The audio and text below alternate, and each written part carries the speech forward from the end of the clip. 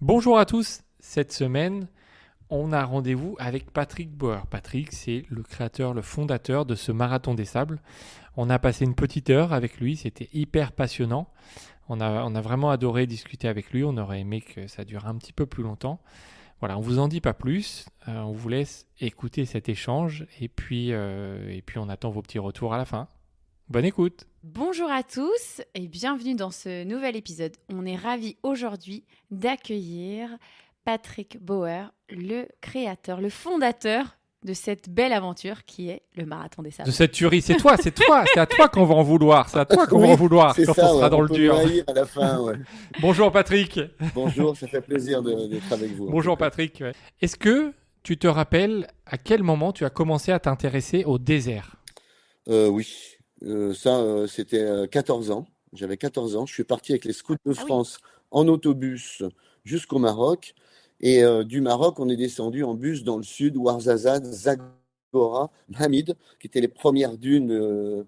Et ça m'a marqué parce que à 14 ans, avec les scouts, on avait fait un sacré voyage. Et ben, évidemment, il n'y avait pas de goudron encore à Ouarzazate pour emmener à la Zagora et à Foumsguid, encore moins, ni à Yamamit, c'est pareil. Donc, toute cette région était très belle que j'ai découvert pour la première fois.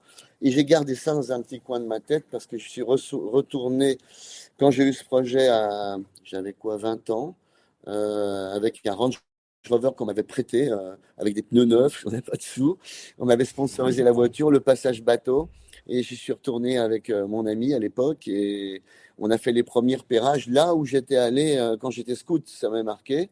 Et au milieu l'avenue principale de Zagora, il y a un mec qui s'est mis en travers, comme ça, un guide, et on est devenus amis. Et pendant les 3 premières années, en tout cas, on a collaboré ensemble. J'ai pu visiter la région, essayer de comprendre comment c'était fait, parce qu'à l'époque, on avait des cartes 1 millionième, Michelin, donc c'était ah vraiment la oui. Mhm. galère. Et après, on a pu avoir accès petit à petit à des cartes au 100 millième pour travailler, tirer des caps.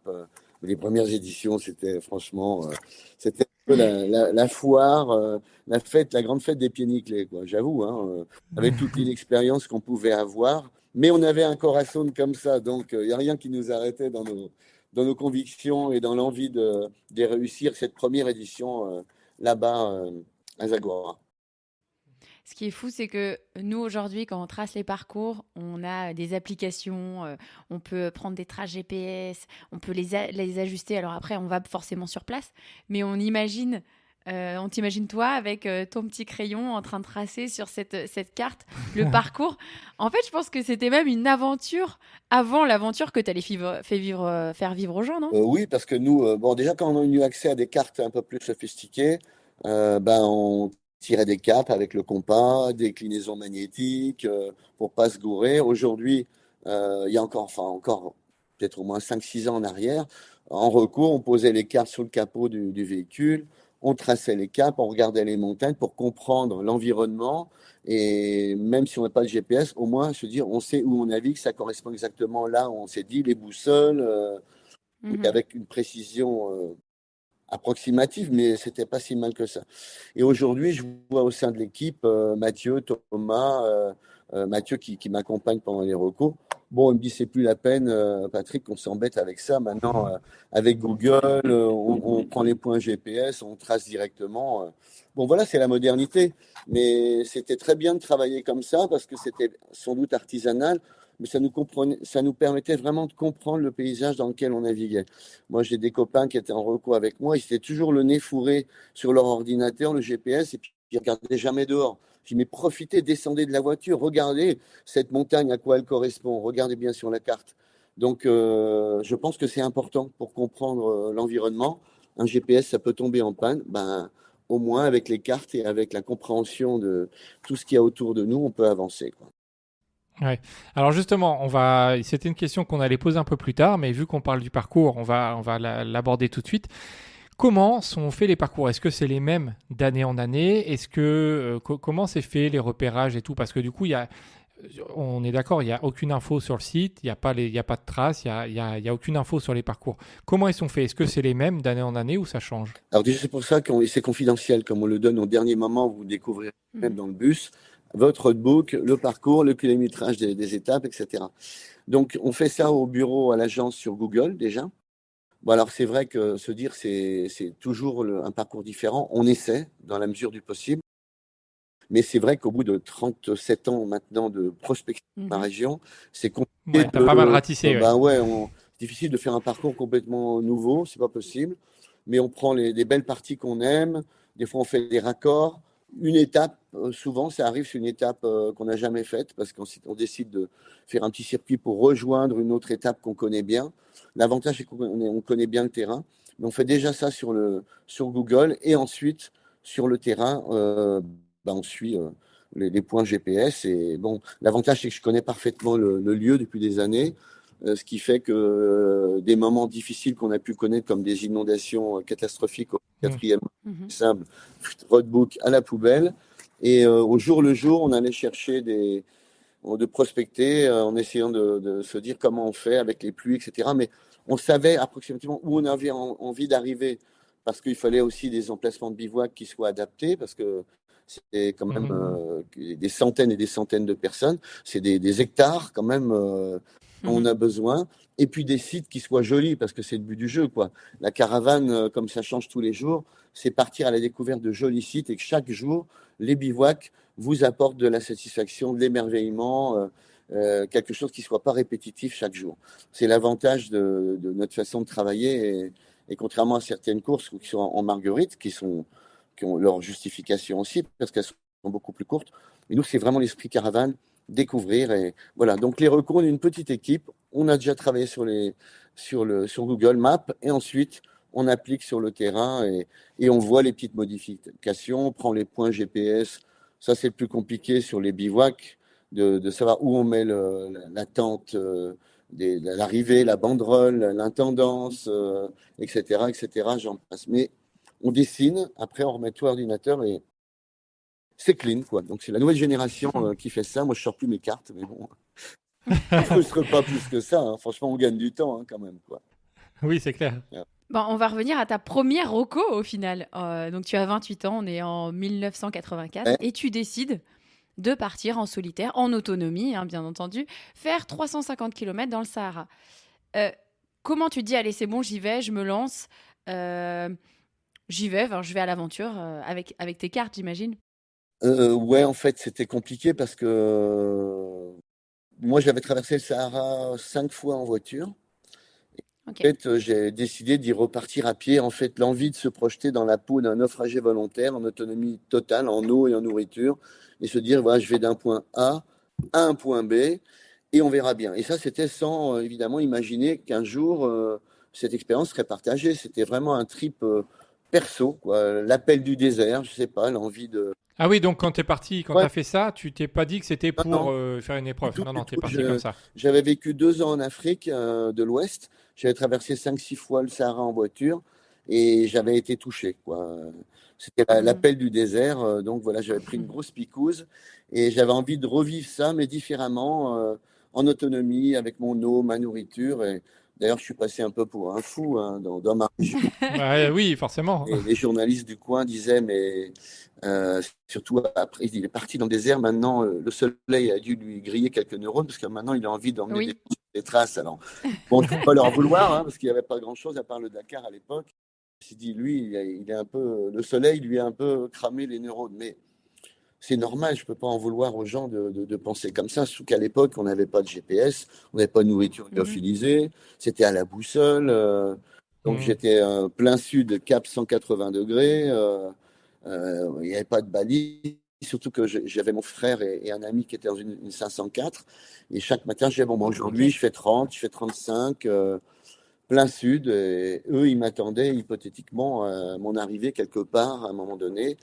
Et c'est vrai qu'à un moment donné, il y a une énorme tempête de ça. Je suis caché derrière des rochers avec mon bâton de pèlerin et un chèche de 6 mètres. Et au bout de 5, 6 heures, ils sont revenus savoir s'ils ont vu mon chèche dans la tempête.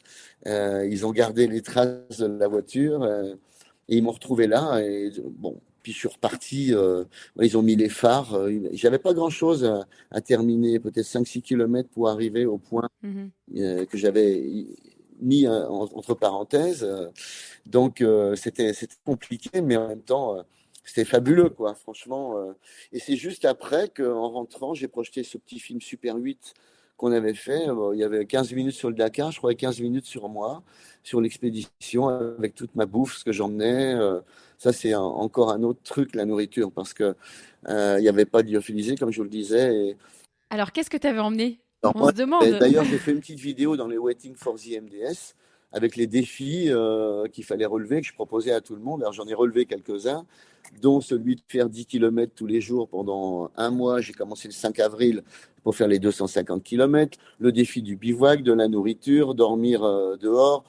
Et là, j'ai amené ce jour-là dans cette vidéo ce que j'avais dans mon sac à dos, c'est-à-dire des petites tranches de pain de mie avec du lait concentré sucré, par exemple, pour le matin, Ok. avec des amandes, des cacahuètes, des figues, voilà. Et puis le soir, j'avais une vache qui rit sur une petite tranche de pain de mie, avec un oignon coupé en deux, du sel, du poivre, et je peux vous dire que ça me rappelait la vraie nourriture. J'en ai encore l'émotion de mordre dedans et de me dire, quel bonheur. Et ça, justement, c'est important de concilier le plaisir avec la nourriture, parce que si, moi j'ai vu plein de coureurs sur la course qui ont emmené que des gels sucrés, comme ça, puis au bout de 3 jours, c'est fini. Ils peuvent Bah, ça plus. passe plus, ouais. Non, ils sont obligés d'abandonner. Il y a pas de plaisir. Ça donne envie ça crée des vomissements. Il faut vraiment penser à avoir des petits trucs dans son sac. Dire ce soir, tiens, je vais me taper la cloche, je vais me faire ça. Qu'est-ce que c'est bon? J'y ai goûté. En dehors de saucisson ou de viande de grison sous vide. Des fois, ils sont pas mal à partager avec les copains sous la tente. Mais le plaisir dans la nourriture, c'est que surtout quand on rentre, on est défoncé, on peut se dire, mais qu'est-ce que je fous là, quoi. En plus, si on a de la merde à bouffer dans son sac à dos, ça va pas le faire, quoi. Donc Ouais, c'est ça, clair. c'est. Mentalement, ça va être très dur, Mais bien ouais. sûr, mais quitte à mettre 1 kilo de plus, franchement. Puis surtout que l'ambition, c'est pas de battre Il n'y a moralité. pas de record à battre, hein. Donc Non, non. voilà. Autant privilégier le plaisir avec découverte. Voilà.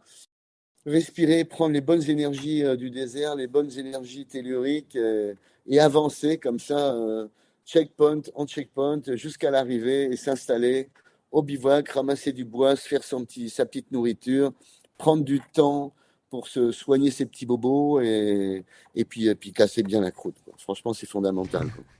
On y pensera, le pain de mie vache qui rit oignon.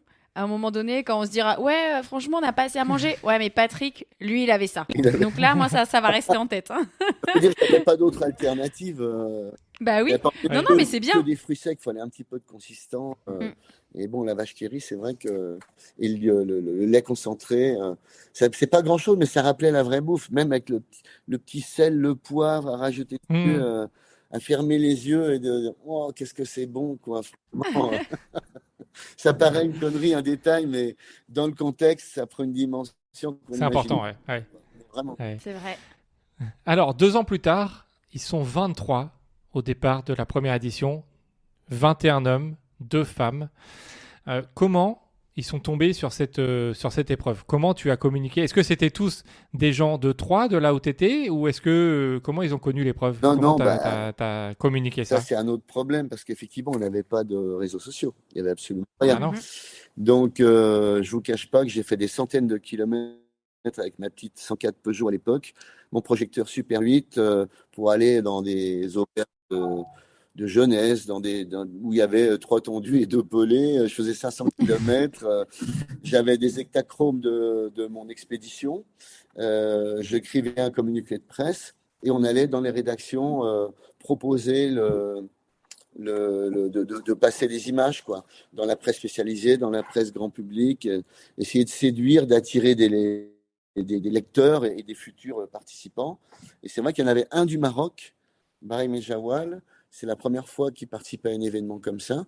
Et puis sinon, il y avait des gens de la France, avec des Français de Niort, de la Champagne. J'en avais quelques-uns de chez moi aussi, mais d'autres régions. Ils se sont dit, c'est un truc de barré, ça. On y va. Et on y va, quoi. Donc, bon, c'est vrai que 24 mois de boulot pour réunir 23 coureurs, c'était beaucoup d'efforts pour l'arrivée. Mais soit ça se fait dans des conditions comme celle-là, ou alors ça se fait pas et on baisse les bras, quoi. Parce que, en plus, évidemment, il n'y a pas de sponsor, ou très peu. Donc, on a besoin de sous. Donc, on emprunte. de l'argent qu'on trouve 3 jours avant de partir. On met 5 ans à rembourser après dès notre tour avec le chef d'entreprise qui nous a fait confiance pour pouvoir payer les avions, louer les voitures. On avait avec 23 coureurs une inscription à l'époque à 7 000 francs. Évidemment, on n'allait pas bien loin. Mais Ouais. comme quoi, il faut jamais baisser les bras.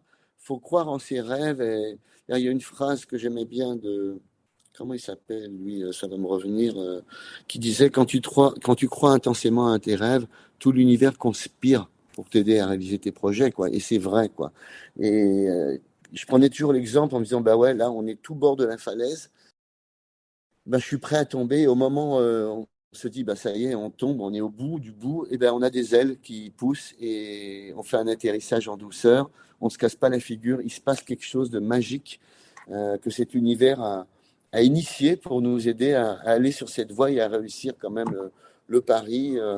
Donc ça, c'est assez extraordinaire de se rendre compte de ça, quoi. C'est Henry Miller qui avait écrit cette phrase que j'avais repris dans des Ah oui. éditos Très belle phrase, il y a ouais. très longtemps. On va s'en servir, on Mais va nous, s'en on servir. s'en sert, hein, on se sert de ces 23, on te l'a dit avant le podcast, ces 23 au départ. Ouais. Pour nous, c'est un moment quand on organise des choses, des événements, on se dit, ouais, bah, Patrick, lui, il a emmené des gens dans le désert. Il y Alors, a ben, plus de 30 évidemment, ans. mais c'est Il y avait 23 personnes ouais. et il n'a pas lâché. Aujourd'hui, ton événement, voilà, c'est quelque chose quand même de reconnu dans le milieu de l'aventure, du trail. Et ça nous porte. Et Donc, c'est symbolique parce que 1986, c'est notre année de naissance à voilà, tous les deux. alors nous, ça Voilà, nous parle. Donc on est né en même temps. On est né en même temps dingue, que quand le même. marathon des Alors, sables. alors pas en même temps, parce que moi, je suis née un peu après. Toi, t'es Oui. né avant. Ouais. Mais oui, oui, on est né la même année du Marathon des Sables, donc forcément, ça nous parle. Mais du coup, et on y pense souvent Le, à ces 23 bien premiers sûr, le participants. début d'une belle histoire qui a continué de s'écrire au fil des années, où je me suis jamais projeté, moi. Je me projetais toujours une terminée, on en tire les enseignements et on préparait la deuxième. Tant qu'on a l'envie, le plaisir, le cœur, et qu'on découvrait évidemment tout ça, nous aussi, on a beaucoup appris à découvrir cet environnement, aller chercher les années suivantes des terrains de jeu qui étaient interdits, qu'on n'avait pas le droit de visiter. Il y avait des postes militaires, etc. Et grâce à un monsieur qui était le Moulay Ahmed Alaoui, le ministre d'État, qui m'a encouragé, qui m'a donné toujours les autorisations d'aller prospecter différents endroits. Et petit à petit, bah, au fil sur les 5 premières années, entre les régions de Foumsguit, Vallée du Ziz, on a pu prospecter, découvrir des endroits qu'on ne connaissait pas. Et ça a mis en place aussi un tourisme saharien qui n'était pas du tout développé, puisque c'était fermé au public. Donc, que ce soit des méharés, des touristes en 4x4, ça a contribué à dynamiser tout un tourisme qui fait vivre énormément de familles dans la région. Et je vois nos roadbooks, les tours opérateurs avec qui on travaillait, ont pu derrière reprendre aussi des parties des parcours pour aller, bah, ça a dynamisé toute une économie et ça, on est très fiers de ça. C'était vraiment une belle histoire qui s'est Ouais. démarrée aussi avec nous. C'était aussi l'ouverture du tourisme saharien. Est-ce que tu l'as dit, tu te projetais pas hein, d'année en année, c'était tu te projetais pas à long terme, c'était d'année en année. Est-ce que quand tu commences la première édition à 23 personnes, est-ce que tu te dis un jour il y aura 1000 personnes tous les ans à cette à cette course de fou? On n'imagine pas ça. Enfin, c'est la Non, folie en fait. franchement, j'imaginais rien du tout à ce niveau-là. On a fait 23, alors que mon ami, le ministre, dont je vais honorer la disparition à Fès là, le 7 décembre prochain, c'est 20 ans qu'il nous a quittés. Donc il y a une grande cérémonie qui est organisée en son honneur et j'y suis convié, j'en suis fier parce que j'avais la frustration de ne pas être à ses obsèques. J'avais pas été au courant, donc le fait de pouvoir lui rendre un hommage en présentiel, surtout après toutes ces périodes, c'est quand même formidable de retrouver plein de gens que je connais et que j'aime, sa famille notamment, ses enfants que je connais très très bien.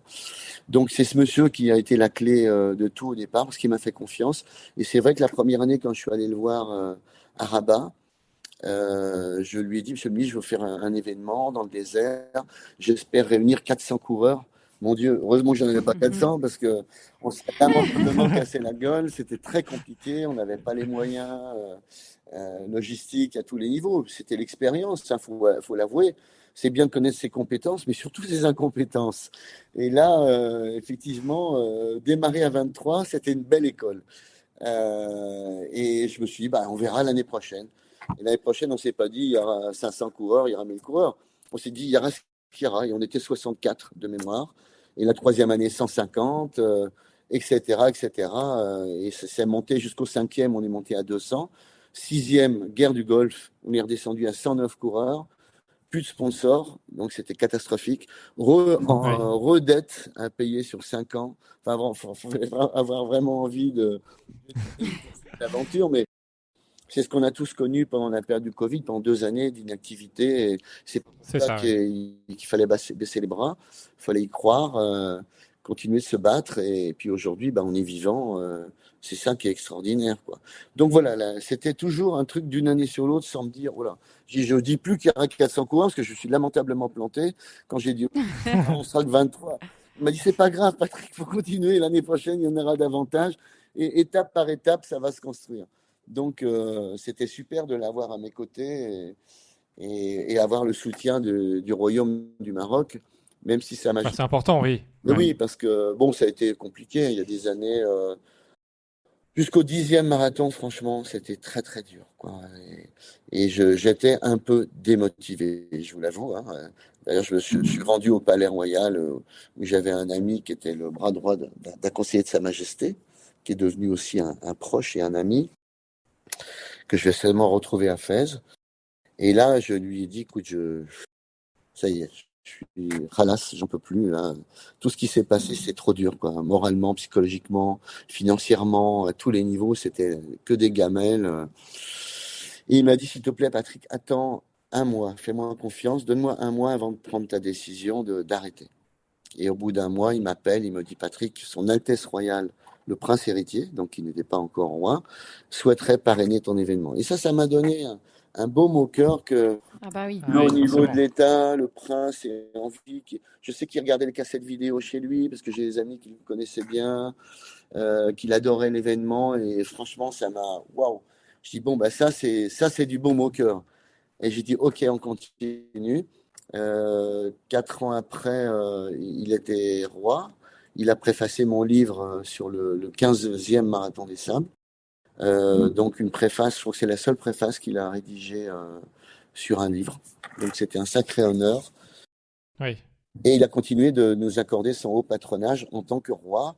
Et ça fait maintenant 27 années consécutives qu'il accorde son parrainage, qui est renouvelé chaque année. Parce que si je deviens un bandit, il ne va pas me Mais parrainer. c'est sûr. C'est clair. Donc c'est normal, quoi. Mais franchement, il y a une vraie confiance qui s'est instaurée. Et vraiment, la bienveillance du roi, on le ressent tout au long de l'épreuve à travers le soutien des forces armées royales qui nous accompagnent, la gendarmerie royale, tout l'ensemble des autorités civiles et militaires. Et il m'a convoqué en 2003. Alors jamais je me serais attendu à une convocation comme ça au Palais Royal, c'était à Tanger, pour la fête du trône, où là, il remettait des médailles à des personnalités. Donc j'ai eu la chance de faire partie de ces 11 invités. Il y Incroyable. avait avec moi les 2 frères Hansal qui ont eu un Mhm. Mhm. Wissam sportif exceptionnel. Donc franchement, pour les gamins, c'était un truc magique. C'est pareil, comment ils pouvaient s'attendre un jour à ce que le roi les convoque pour les médailler, quoi. Donc, Bien sûr. et moi, de me retrouver officier de Sa Majesté, comme ça, j'étais tout dans mon petit costume gris, là. J'étais un peu perdu, quoi. Franchement, donc on s'est retrouvés tous les trois avec une médaille remise par Sa Majesté le roi. C'était un truc de dingue. Et je vous raconte une anecdote pour les frères Hansal parce que justement par rapport à cet événement, le palais m'appelle en disant il faudrait les contacts des frères Hansal parce que Sa Majesté aimerait les inviter à Mhm. la fête du trône à Tanger où on s'est retrouvés. Et donc, c'est le gouverneur en personne qui est allé dans la famille de voir sa maman, leur maman, et la maman a paniqué parce qu'elle a dit, mais qu'est-ce qu'ils ont fait, mes fils, Qu'est-ce qu'ils ont pour Ils que ont fait? fait, ouais.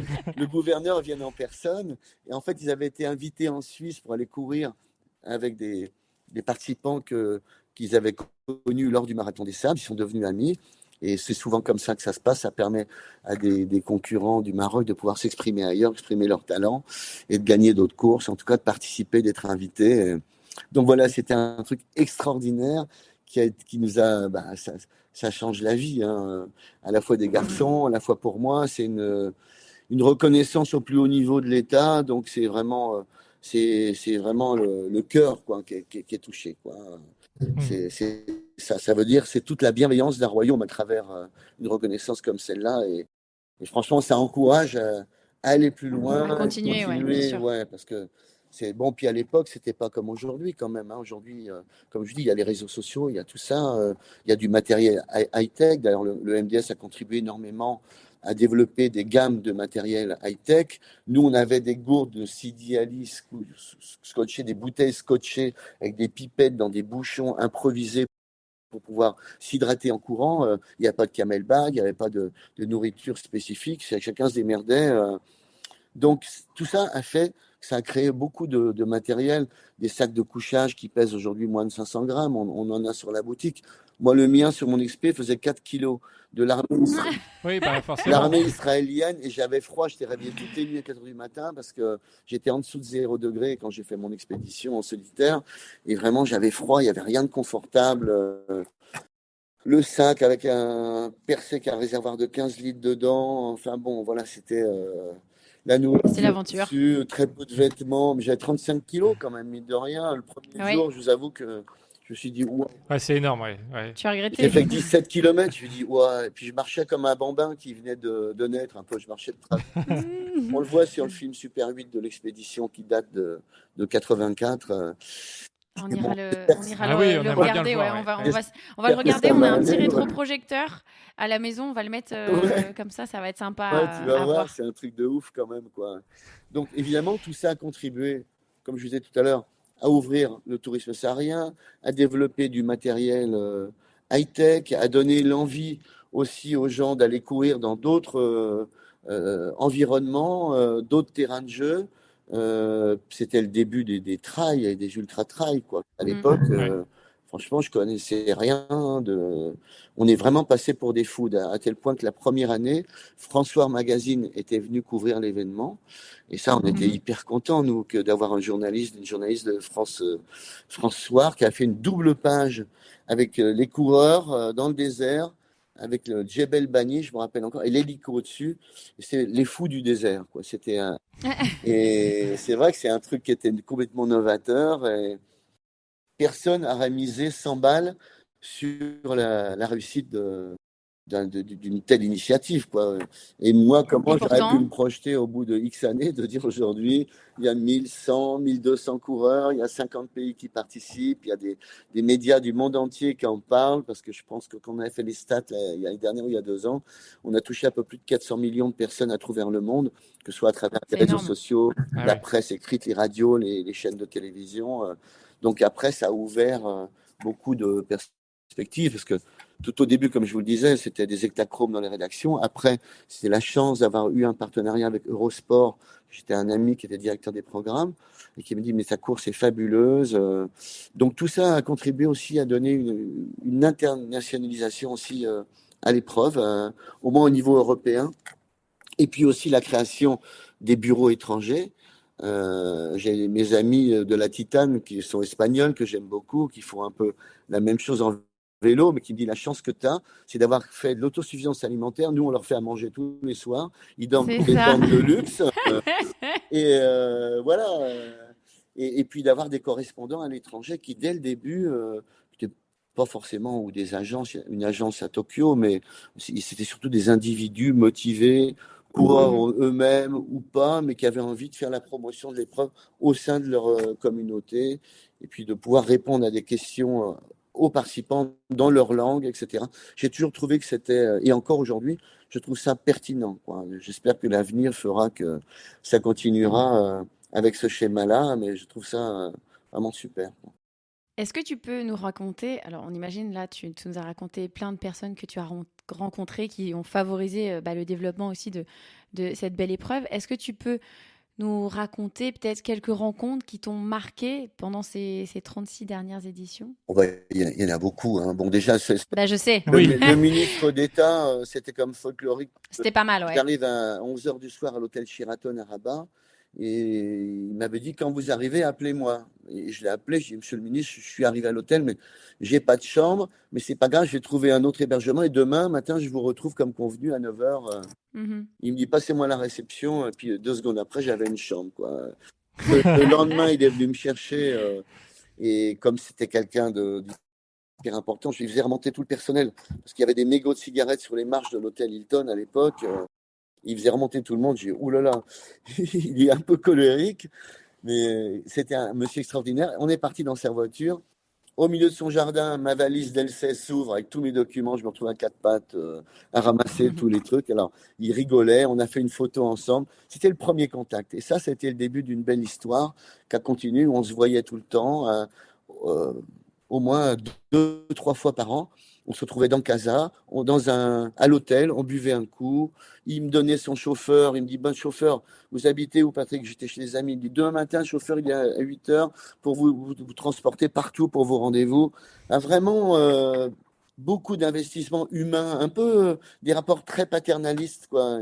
Il me prenait dans Mhm. les bras comme un gamin que j'étais d'ailleurs, et pour m'encourager toujours et me dire, Patrick, j'étais là depuis le début, je suis toujours là, et je vais continuer de vous épauler. Alors, la rencontre aussi avec Sa Majesté le roi Mohamed VI à Tanger, à cette cérémonie que, franchement, moi, je Oui. suis le seul à avoir parlé aussi longtemps avec Ouais. lui et je sais que tout le monde disait, mais qui c'est celui-là? Qu'est-ce qu'il doit raconter à Sa Majesté? Et voilà, parce que je lui ai parlé, si j'avais des projets, etc. Il m'a remercié énormément. Je le remerciais, il me dit non, c'est moi qui vous remercie. Toute la promotion que vous avez faite du Sahara marocain, etc. Donc c'était un moment, là je me souviens, on était filmé en direct par la télévision marocaine et Marie me regardait à la télévision. Et j'étais à côté d'un monsieur avec la capuche. Alors le premier, il fallait baisser la tête. Et puis le deuxième, j'ai zappé, j'ai tendu la main. J'ai vu Sa Majesté Ah, qui avait un petit rictus. Il dit, celui-là, il est à l'ouest, il plane, il est. Ah bah. Bah, c'était vachement, comment dire, Intimidant. ouais, intimidant à tous les niveaux. Je veux dire, on est là dans la confidentialité au pied de l'escalier où le roi descend pour venir nous parler, nous faire venir au fur et à mesure. Bon, mais ça a été aussi des chefs d'entreprise que j'ai connus qui sont devenus des sponsors et des amis, des représentants à l'étranger aussi qui sont là depuis des décennies à mes côtés, des participants, je peux en citer plein, comme Karim Mossa, comme Christian Ginter, qui en a fait 34, il va en faire son 35e. C'est un changement de vie. Il me dit, moi, je vis, je mange, je dors, marathon des simples. Donc, j'ai transformé aussi la vie des gens avec cette épreuve. Aussi, c'est incroyable. Et puis, des rencontres improbables en plein milieu de nulle part, quoi. Je me rappelle, il y avait Aziza, une concurrente marocaine. Voilà, je suis dans le désert en voiture, elle me fait signe, Patrick. Je m'arrête, puis je vais la voir à pied. On marche un petit peu tous les deux. Elle me dit, on ne s'est pas encore rencontrés. Je lui dis, ben non, non, Aziza, j'ai pas vu encore tout le monde, mais c'est pour ça que je suis sur la course avec vous, que je vous attends tous au CP1, que je navigue. Je suis là pour, voilà, je suis un peu le chien de berger. C'est la vigilance. Je suis votre guide. Je sais, j'ai une responsabilité. Et elle me dit, ben mon papa, c'est le président du Parlement. Et il a vu Sa Majesté avant de partir et il lui a dit, ma fille va faire le marathon des Sables. Et Sa Majesté lui a dit, ah bah si c'est avec Patrick Weir, t'as aucun souci à te faire. Alors ça crée un choc émotionnel en plein désert. Je vous raconte pas l'émotion qui m'a submergé. C'était un truc complètement. J'aurais pas imaginé ça, qu'il y avait cette Mhm. relation, cette image, cette confiance. une Et, confiance, ouais, c'est ça. Ouais. ouais, et ça faisait peut-être déjà une vingtaine d'années qu'on était sur le marathon au Maroc. Donc, il y avait toute cette confiance, ce parrainage qui était déjà instauré. Voilà, c'est touchant. Sous la banderole, quand je vais voir un Américain qui arrive, et j'avais eu écho que sa femme venait d'accoucher de son bébé. Et je passe sous la banderole, je lui remets la médaille, je le prends dans mes bras, je lui dis, tu sais, ta femme a envoyé un petit message, c'est une petite fille. Et on tombe en larmes tous les Ouais. deux, quand tu vois un peu l'ambiance, Mhm. quoi, tu vois des choses. Et puis des rencontres avec des personnages complètement atypiques. comme Kevin Slater, le concurrent anglais qui a participé 2 fois avec 2 prothèses de jambes, parce qu'il était handicapé. Il courait pour la fondation du Prince Harry pour les blessés de guerre. Et franchement, d'ailleurs, on le retrouve dans un clip qu'a réalisé Madonna, en nous prenant des images du Marathon des Sables. C'est un truc de ouf aussi. Une concurrente de On savait pas. une concurrente de Tokyo qui m'appelle, elle me dit ouais, je suis en concert, je vais voir Madonna, et je vois sur l'écran géant le Marathon des Sables. Il dit à Kevin, on te voit remettre une médaille, etc. Bon, ça dure peut-être 8-10 secondes, 2-3 plans comme ça dans le clip. Alors, j'ai pas porté plainte pour Pour utilisation les images, non, d'images. c'est bon. Bon, j'aime bien Madonna en plus, elle est une amoureuse du Madonna, Maroc. si tu nous écoutes. Ah ouais, mais c'est clair, c'est une amoureuse du Maroc. Elle est venue plusieurs fois faire son anniversaire. Elle adore le pays, elle adore le Sud. D'ailleurs, j'aimerais bien un jour l'inviter et peut-être visiter le centre qu'on a créé pour les enfants. Ça pourrait aussi Ce serait formidable. En tout cas, c'était magique de se rendre compte de ça, qu'on était dans le film, dans le clip officiel, c'est I Rise. Hein, I Rise. Ok. Mais quand on cherche le clip, il faut mettre I Rise, clip controversé, parce qu'elle en a fait plusieurs. Ok. Et celui-là, Ok. c'est en fait, elle prend à corps le combat de la défense de tous les opprimés de la terre, les Mhm. LGBT, les fêtes homo, les blessés de guerre, les enfants dans la rue, enfin bon voilà, et des gens qui vont jusqu'au bout de leur rêve, même handicapés comme ça. Donc Kevin, d'ailleurs, puis les Anglais ont un humour complètement dingue. D'ailleurs, j'avais envie de raconter 2-3 blagues et j'ai demandé l'avis à Steve, notre représentant en Angleterre. Et au briefing le matin, je mets un peu Kevin en avant parce que l'année d'avant, il avait abandonné juste sur l'étape marathon avec une infection au genou. Il est revenu l'année suivante. Et il faut comme saluer le courage de Kevin. Et donc là, je dis, bon, il y a un petit avantage sur tout le monde, c'est qu'il n'aura pas d'ampoule, quoi. Alors, tous les Anglais morts de rire, évidemment, tu vois. Mais ça aussi, c'est une leçon de vie, de rencontrer des gens qui sont dans un handicap important, mais avoir un regard sur eux qui est un regard humain, normal, où on oublie le Normal, handicap. ouais. Faut pas les mettre de côté, Voilà, on quoi. peut Ouais. se raconter des vannes. D'ailleurs, j'étais comme ça aussi en plein désert. Il y avait un concurrent extraordinaire aussi que j'ai revu après. Et lui, il avait 2 bras en moins. Donc, vous imaginez comment Oui. on fait pour faire pipi, pour s'habiller. Quand un moustique Mhm. commence à vous chatouiller, Ouais, ouais. pour se dessaper, pour tout. Et faire le marathon des sables dans ces conditions-là, quoi. Et à un moment donné, il me voit, il me dit, Patrick, à tout hasard, t'as pas une cigarette? Ah, j'ai dit, pas de bras, pas de chocolat. Non, mais voilà, et on est mort de rire, on partage C'est des moments spontané, ouais, ouais. d'intimité. Justement, les gens veulent pas qu'on ait un regard comme ça sur eux. C'est avant tout des êtres humains. Ah, il y en a un qui a un problème aux jambes, qui a un problème aux bras, d'autres, c'est des handicaps, mais ils sont là. Ils vont aller au bout de l'histoire avec tout le monde. Et quand nous, on est là à se plaindre, justement, qu'on a des ampoules ou que notre vie est trucs qui vont pas, putain, on a des enseignements à tirer de ces gens-là, c'est incroyable. Là, Mm. cette année, Mhm. vous allez découvrir, on a 2 Joëlettes avec 2 enfants, Ah, Ok. dont super. une Joëlette de ma région, le petit Enzo. Alors, c'est des gamins, on se demande s'ils n'ont pas une précocité incroyable dans la prise de responsabilité, de la place qu'ils ont dans le monde et du rôle qu'ils ont à jouer, le sens qu'ils veulent donner à tout ça. Dis-moi, Patrick, que je veux pas de privilèges, je veux dormir avec tout le monde, je veux faire ma bouffe dans le désert, parce qu'en général, ils dorment avec nous, le lendemain matin, on leur donne à manger, et le lendemain matin, ils repartent dans la Joëlette avec leur équipe, etc. Donc, on a fait des interviews du gamin. Là, on va se voir bientôt sur une émission de radio, je crois au mois de janvier. Mais ça, on se dit, mais il y en a, ils vont chercher puiser leur force, leur motivation, jusqu'où ils sont capables d'aller, malgré un handicap comme ça. Et puis, motiver les autres, quoi. Dire, allez, il faut y Mm. aller. On a eu d'autres, des Joëlettes comme ça, avec 2 filles, là. C'était, mais de les voir comment elles motivaient les coureurs. Allez, bande de feignants, vous allez y aller, hein, il faut. Mais c'était dingue, l'ambiance qu'elle donnait, le jus tu te dis, mais où est-ce qu'ils vont chercher cette énergie-là, quoi, à un moment donné, voilà, et puis des rencontres des fois plus intimistes sur, bah, là, Bon, on imagine qu'il y en a eu, on a eu c'est propice, des dizaines et des dizaines, hein. c'est propice à ça, les confidences.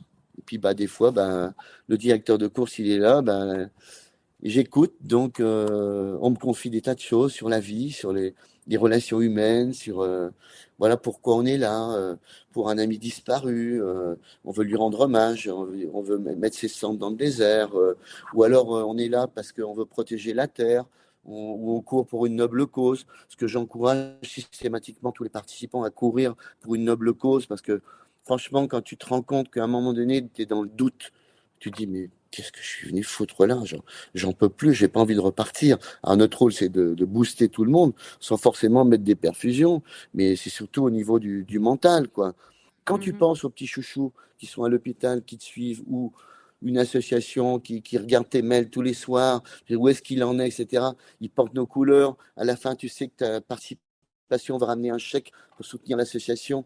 Et ça peut être une personne ou un groupe d'individus qui ont choisi de donner leurs larmes, leurs efforts, leurs douleurs, pour ceux qui ne peuvent pas marcher, ou pour toute cause qu'on a envie de descendre, ou pour de la protection animale. J'en ai vu comme ça qui couraient avec une tête de rhinocéros qui pesait 12 kg 5 déjà.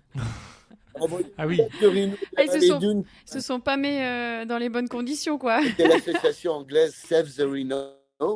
Mais je trouve Ok. ça, moi, je trouve ça dingue parce que tout le monde peut s'exprimer, tout le monde peut dire, ben voilà, moi, ce qui me touche, ce qui me tient à cœur, ou j'ai été victime de ça, ou ma fille, cela, ou ma nièce a eu telle maladie, je veux lever des ronds contre le cancer, contre la mucoviscidose, contre le NOMA, peu importe. Mais de choisir une noble cause, croyez-moi qu'à un moment donné, c'est un avantage. Quand on est dans le doute, on s'est dit, on ne peut pas laisser tomber les chouchous, l'association. on court pas que pour soi. Ouais. C'est pas Mm, que pour nous-mêmes, quoi. Donc, Mm. ça nous donne une deuxième force. Tu vois ce que je veux dire? Ouais, c'est important. Ouais. Il y a combien de personnes qui travaillent pendant l'événement sur le marathon des sables? Hors coureur, il y a combien de personnes Alors, on est à peu environ? près entre 500 et 550, tout confondu, hein. Ah oui, Euh, c'est On énorme. Ouais. enlève mm. Ah, c'est beaucoup. les chauffeurs de voitures, les chauffeurs militaires des camions, les monteurs de bivouac de l'organe, les monteurs de bivouac des participants. Il y a les pisteurs, les commissaires de course, les commissaires bivouac, ceux qui sont au PC course, les pilotes d'hélico, les techniciens radio, la logistique qui est importante. Quoi d'autre? Médecins, les secours. Ouais. Donc, plus la presse, les médias, les télés, les Mm. réseaux sociaux, les photographes, tout confondu, ouais, on est à peu près 550 en gros, quoi. Donc, avec un Ah, certain ça nombre fait de une sacrée véhicules aussi organisation. pour envoyer tout ce petit monde. Mais c'est important. Bon, moi, je passe pour quelqu'un de paranoïaque au niveau de la sécurité. Donc, je préfère, hein, un ami me disait toujours, anticipons le pire, le meilleur ne nous surprendra jamais. Donc, je crois que Exactement. la réactivité a toujours été un atout qu'on a exploité parce que je pense que dans l'accord Toltec qui nous dit fais de ton mieux, bah, faire de ton mieux, c'est anticiper. Il y a une balise satellite qui bip, pop, allez, hop, on envoie tout de suite l'hélico, même s'il y a un commissaire de course plus loin. Au moins, si le problème est plus grave qu'il faut rapatrier, on a évité d'attendre 5 minutes de plus et on sait Ouais. qu'on a sauvé, c'est nous arrivé avec le directeur médical des docteurs, Frédéric Compagnon, et son équipe de sauver des vies à 2 minutes près, que ce soit à l'arrivée Mm. sur un CP ou au milieu de nulle part. Donc on se doit de mettre en place toute une réactivité. Et il y a une complicité avec le plateau d'assistance qui est Mutued à Paris, où si le directeur médical demande un jet pour rapatrier quelqu'un, on ne va pas nous chercher des poux dans la tête pour dire oui, mais alors c'est pourquoi. Non, non, il n'y a aucune question. Si on demande, c'est que c'est utile, On fait. efficace. Mhm. Voilà, donc des bonnes assurances, des bonnes équipes sur le terrain, la connaissance du terrain, des problèmes médicaux, des cardio, etc., pour pouvoir agir vite, vite, vite. Tout peut arriver. Plus il y a de monde, plus on multiplie les facteurs de risque, on le sait. Ouais, Exactement. forcément. Mais c'est bien parce que du coup, en fait, quand on part, on sait qu'on est entouré, accompagné et que on sera, Ah voilà, bah, quoi qu'il ça, c'est arrive, on fondamental. sera pris en Il y charge. a des commissaires de course qui naviguent entre chaque CP avec des médecins à bord, avec tout le matériel de réanimation. Des fois, on me dit, bah, j'en fais trop. Bah non, moi, je pense que j'en fais pas trop. Ça a toujours été la philosophie du MDS. Voilà, quoi qu'il arrive, encore une fois, j'espère que tout ça perdurera parce que c'est aussi l'ADN de la course, c'est aussi l'état d'esprit et les valeurs qui nous nourrissent aussi de faire attention aussi aux autres. Vous le savez, la moyenne d'âge à peu près, c'est entre 40 et 43 ans. Donc en Ouais. Eh général, oui. on a une famille, on a des gosses. Donc quand on part sur une aventure comme le Marathon des Sables, ben, je pense qu'on a droit à avoir une organisation qui va être à l'écoute, qui va tout mettre en œuvre pour se dire s'il arrive quoi que ce soit, on est conscient qu'il y a une vraie responsabilité. aussi. Donc c'est un tout, quoi. On doit être proche et se dire, ben, celui qui est là, il doit rentrer chez lui, retrouver sa famille. Et s'il arrive une merde, il C'est n'est pas vrai. là pour passer 2 heures dans le désert en attendant qu'il y ait un hélico qui arrive ou quoi que ce soit. Donc c'est vrai que les balises satellites ont été une vraie révolution par rapport aux fusées de détresse, qui était un début, mais ça n'existait pas au départ. Et puis les coûts étaient aussi onéreux. Donc dès qu'on a pu investir sur des balises, ça a été vraiment une Bah sécurité. On oui. peut suivre tout le monde depuis le PC course, plus les dossards avec les enregistrements au checkpoint. On sait c'est double, plus le manuel Ouais. pour savoir si quelqu'un est bien passé ou pas. Parce qu'on a déjà passé du temps à chercher des gens qui étaient déjà arrivés au bivouac. Ouais. C'est souvent ça d'ailleurs dans des courses, les coureurs font un peu leur vie, ils oublient de prévenir l'organisation, Bien sûr, ouais, ça peut fatigués, arriver. ils font la Ils sont dans les tentes et voilà, voilà, ils ont pris ils sont partis d'eau, se coucher. ou ils ont raté un CP, ils l'ont pas dit, ils l'ont pas vu. C'est ça. Voilà. Ouais. Et d'ailleurs, du coup, quand ils arrivent, donc une fois qu'ils ont été pointés, etc., normalement, euh, voilà, qu'est-ce qui, comment il est ce campement? Alors nous, on a vu des photos, des vidéos, on a suivi forcément, mais ça ressemble à quoi pour des gens qui ne connaîtraient pas, qui voudraient s'imprégner un petit peu de cette ambiance aussi dans le Bien sûr, campement? alors c'est relativement spartiate, hein, c'est comme le concept de l'épreuve, hein, autosuffisance alimentaire. Donc on emmène sa maison sur le dos et on dort sous des tentes berbères qui sont plus légères que les originales qui sont en poil de chameau que j'avais tout début sur les premières éditions qui faisaient plus de 200 kilos. Ok. Ah oui. On les, on les fait fabriquer avec des toiles un peu spécifiques qui en même temps laissent passer de l'air pour s'aérer, mais pas trop. Parce que s'il n'y a pas assez d'air, ça s'engouffre en dessous, ça s'envole, ça peut s'arracher dès qu'il y a une tempête. Donc c'est spartiate, c'est des tentes berbères qui sont ouvertes des deux côtés, mais qu'on peut fermer de chaque côté s'il y a une tempête de sable. On ferme les bords, on a des piquets pour ça, ou des cailloux, et puis c'est des tapis au sol. Donc vaut mieux au préalable, on peut arriver et se dire, oh il y a un caillou, bah, faut enlever le tapis, enlever deux, trois cailloux. Mais ceux qui arrivent avant vous en général, ils le font. Donc on est un peu privilégié quand on arrive dans les derniers. Les copains ont nettoyé les cailloux sous le tapis. C'est pour ça qu'il vaut mieux un petit tapis de sol quand même, hein. Même si C'est ça. ça s'arrête au ras, c'est déjà mieux pour dormir correctement. On est à l'horizontale, on n'a pas d'oreiller, on est à nous de nous organiser. Et puis en général, les copains ont ramené du bois aussi, donc il y a un petit feu qui se fait. Il y a beaucoup de solidarité dans cette épreuve, quoi, entre tout le monde. Mhm. Et peu importe la couleur de peau, la religion, la nationalité, C'est ça qu'on va chercher c'est un aussi. truc de dingue, quoi. Ouais, Moi, j'ai vu un c'est Allemand qui a l'aventure. passé la nuit d'une langue avec un Japonais. Ils sont jamais compris au niveau du langage, Mais ils étaient ensemble. mais ils se sont compris au niveau de ce qui va au-delà du langage. C'était devenu des Ouais. frères de Mhm. sable qui sont soutenus, qui sont accompagnés l'un l'autre, à se donner le moral dans des langues improbables pour l'un et pour l'autre, mais en même temps, il n'y a pas besoin. Parce que ça, c'est toutes ces ondes électromagnétiques du cœur qui vont au-delà du langage et on dépasse largement ces barrières-là, sociales ou linguistiques, pour se rendre compte que, bah ouais, il y a autre chose qui nous entoure et on peut se faire des amis sans forcément comprendre tous les mots qu'on peut se dire parce qu'on est dans un environnement qui nous porte. Et le désert est propice à ça aussi, hein, aussi à la Mhm. spiritualité, à la compréhension, à s'ouvrir un peu sur les autres. Donc ça, c'est formidable. Franchement, c'est formidable. Comme image. Patrick, c'est quoi l'avenir du marathon des sables? Est-ce Même si tu que, te projettes même si tu ne te pas. projettes pas, est-ce que tu te dis à un moment il faudra plus de coureurs? Il faudra, tu as peut-être l'envie d'en faire un ailleurs, je sais pas, dans un autre désert. Comment tu le vois évoluer, ce marathon des sables, dans 10 ans, dans 20 ans? Alors, c'est trop loin pour moi, ça déjà, parce que je serai plus là dans 10 ans ou dans 20 ans. Non, mais il faut être réaliste. À un moment donné, je pense qu'il faut se projeter un petit peu, mais bon, voilà, comme je dis, moi, c'est d'une année sur l'autre. L'essentiel, c'est que le jour où je suis plus le directeur de course ou l'organisateur, mon rêve, c'est que les choses perdurent. Et Mhm. perdurent avec l'état d'esprit, les valeurs qui ont toujours nourri la course et qui ont donné l'ADN au Marathon des Sables, son ADN, son âme. Donc maintenant, je pense qu'au niveau des coureurs, le nombre de se dire, ben, quand on est 1200, c'est très bien, c'est une vitesse de croisière qui est très bonne. On est allé à 1329 au départ du 30e anniversaire, mais on s'est fait dépasser par les inscriptions. Parce que quand j'ai vu qu'on était 1500, j'ai dit, oh là là, c'est pas possible. On a stoppé de toute urgence. Il y a toujours entre 5 et 10% de gens qui viennent pas, Oui, qui qui viennent testent, pas. qui ont des Ouais. problèmes familiaux ou autres. Donc on est qu'à 1329. Et on s'est dit là, il fallait pas qu'il y ait une tempête ou quelque chose. C'était beaucoup de monde.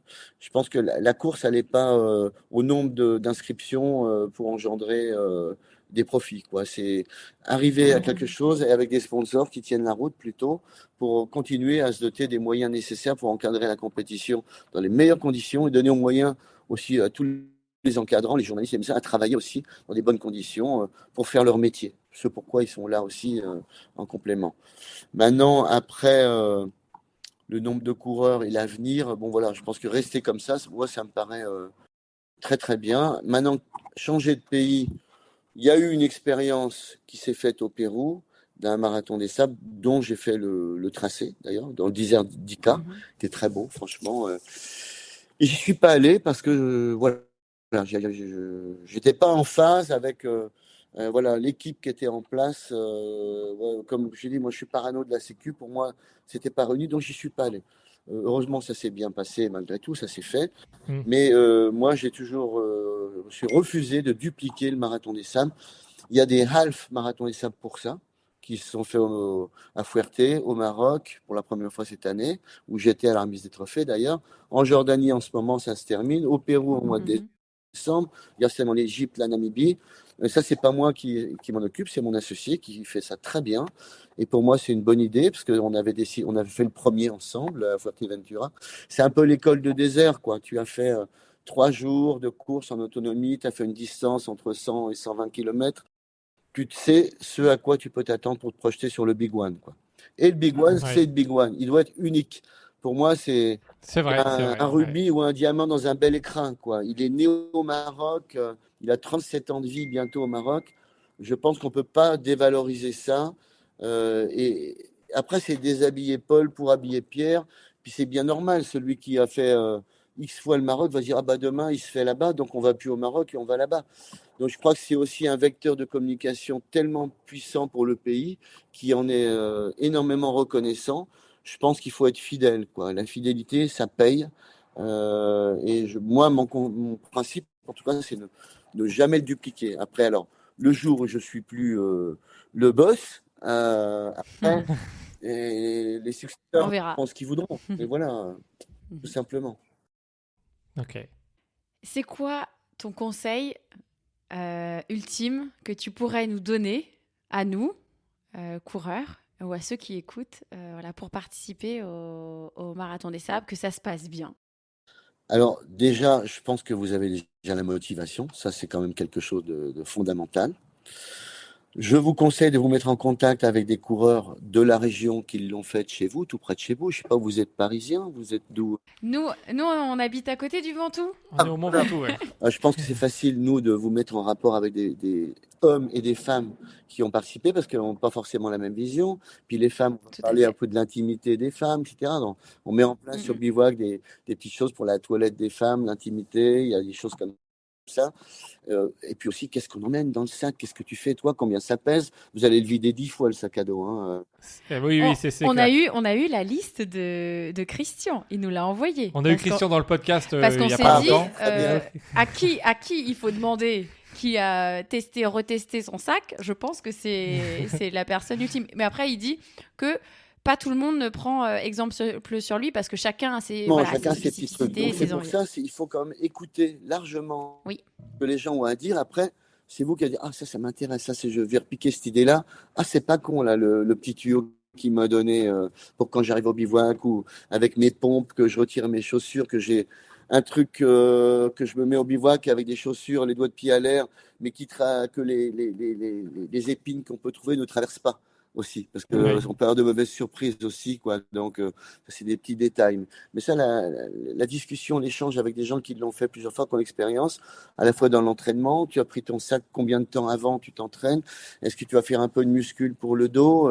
Il y a plein de petits ingrédients à prendre. dont aussi le contenu aussi du sac. Qu'est-ce qu'on met dedans? On en revient à la C'est ça. notion de plaisir et de préparation. Et je dirais qu'effectivement aussi, la préparation, mieux on est préparé, moins on souffre. Ça, c'est une règle, Ouais, tu forcément. vois. Ouais.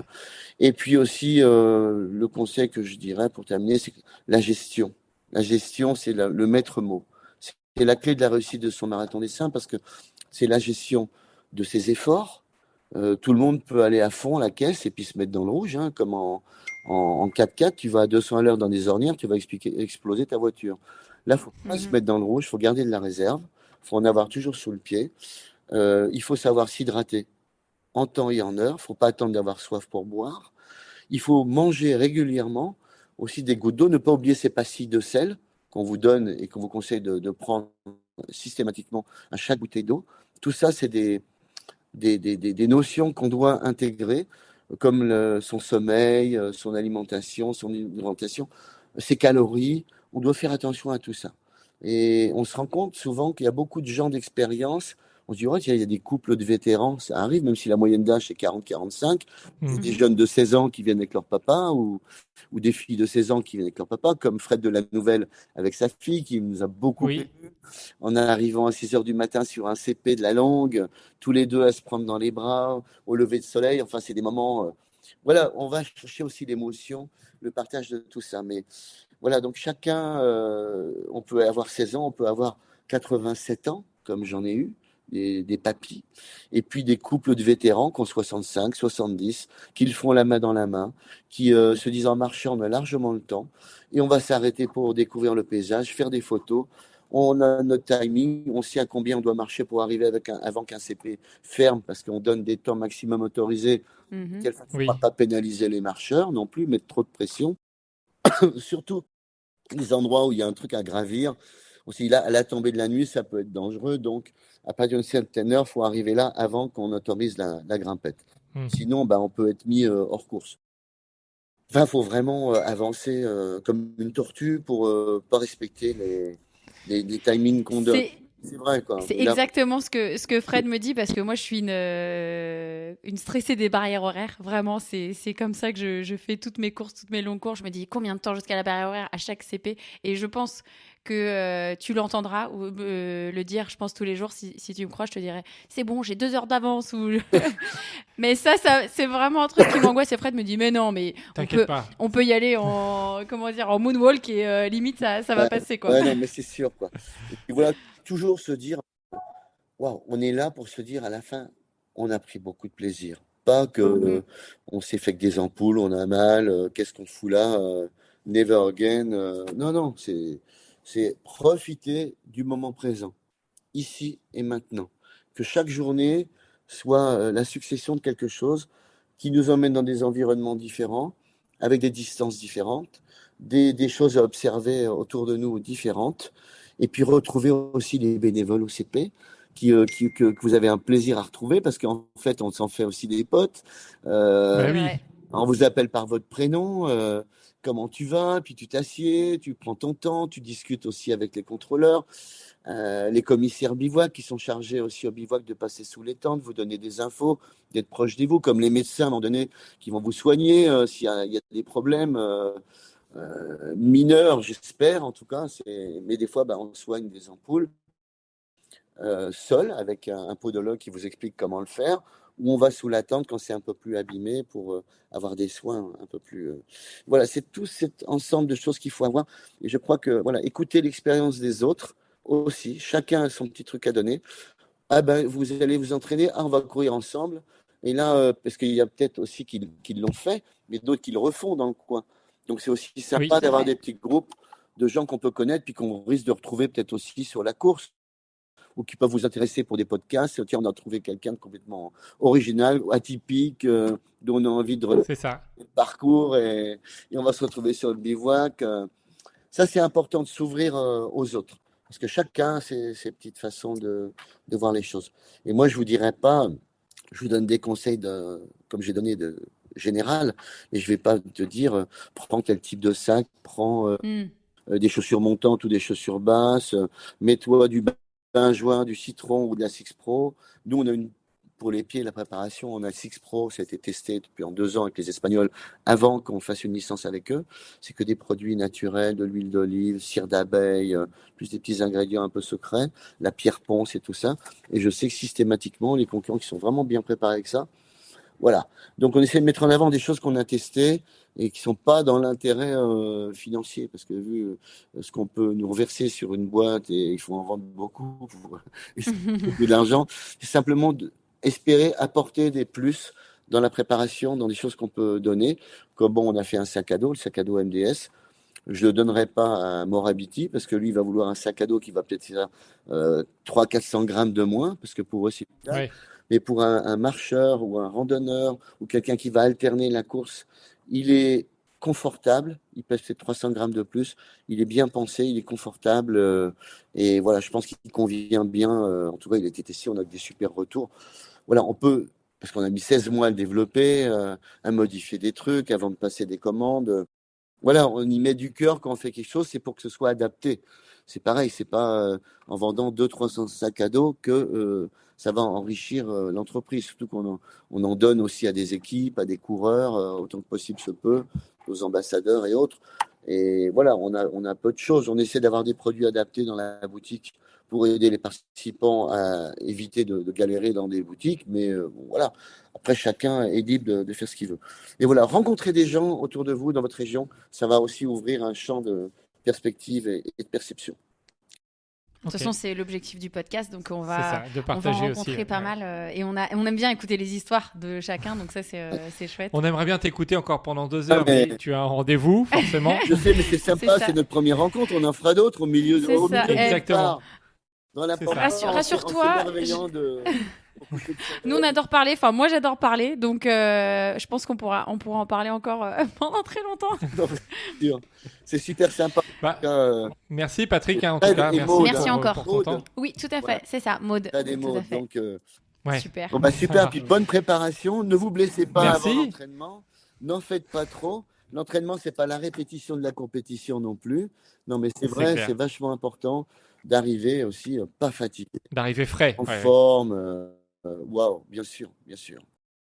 ça marche. Bah, merci Ok. encore, Patrick. Mais il y a une expression au Maroc, on dit la choukran à la wajib. Quand on dit merci, nous, chez nous, on dit de rien. Bah, la choukran à la wajib, là, c'est non.